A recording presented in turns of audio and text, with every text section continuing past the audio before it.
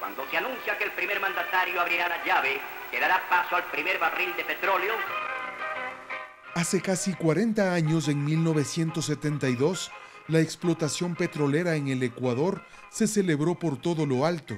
La dictadura militar de Rodríguez Lara y el consorcio Texaco Gulf proclamaban al Ecuador como un país petrolero. Nos ayudará, sí, en forma preponderante, para resolver los problemas que a la patria aquejan.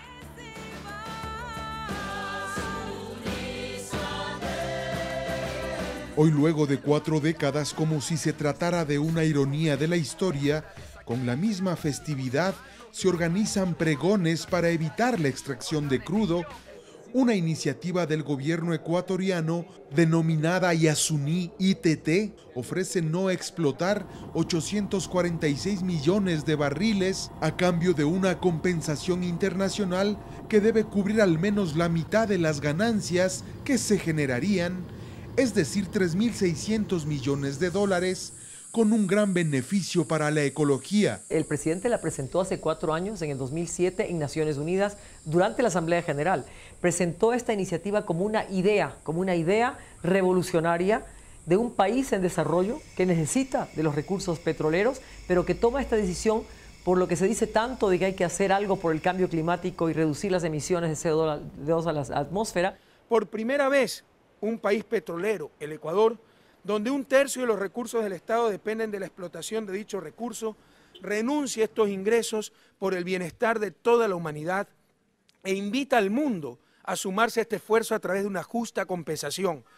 Esta contribución sería manejada por un fondo de capital administrado por Naciones Unidas, con la participación del Estado, la sociedad civil ecuatoriana y representantes de los contribuyentes.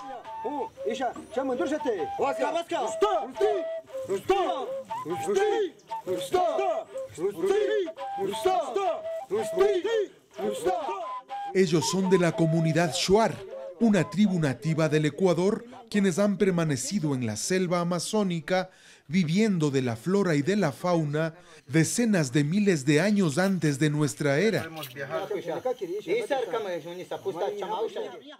Nos cuentan que parte de su territorio queda en el Parque Nacional Yasuní, donde, según los ecologistas, conviven con al menos 150 especies de anfibios, 200 de mamíferos y 4.000 de plantas, por lo que rechazan lo que han denominado una subasta de su madre tierra. Pobre Parque Nacional Yasuní, en vez de cuidar, ponen a promocionar, a sacar plata. No estamos de acuerdo. Yasuní no necesita dinero. Yasuní no necesita auspicio. Yasuní necesita ser respetado, cuidado.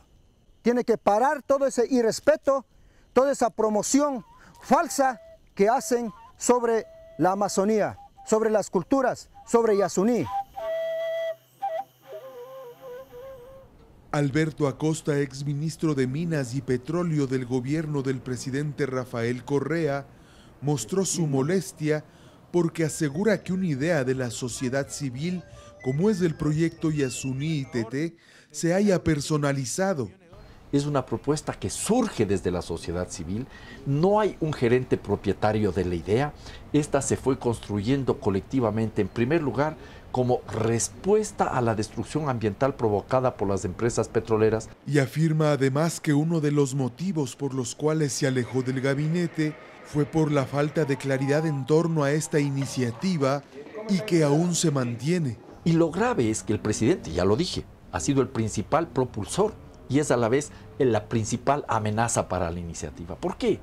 Porque hay un día que está a favor, al día siguiente puede estar en contra. Resulta que también ha sido público que el gobierno ecuatoriano tiene un plan B si no logra recaudar los millones necesarios para no extraer ese petróleo. Esto sería ejecutar la explotación petrolera, ante lo cual el ingeniero Jorge Pareja Cucalón, exfuncionario de la compañía inglesa Gulf en el Ecuador, asegura que no representa mayores riesgos para los ecosistemas de la zona y que resultaría muy rentable.